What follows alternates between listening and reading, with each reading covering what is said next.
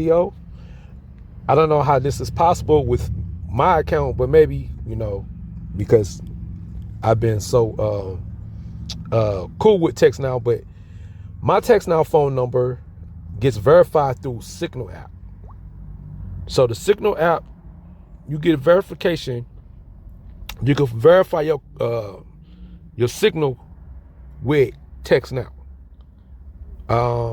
Just let me know if it's working for you. If it's not working for you, drop a comment. But I'm able to verify the Signal application with the TextNow phone number that I have. So I haven't tried it with another number or anything like that. They got another phone app called Second Line. I'm not sure about that one.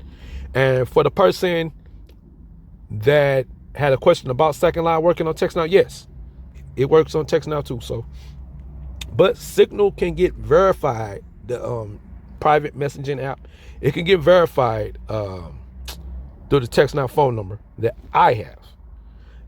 Like I said, just drop your comments in the comment section below. More videos coming.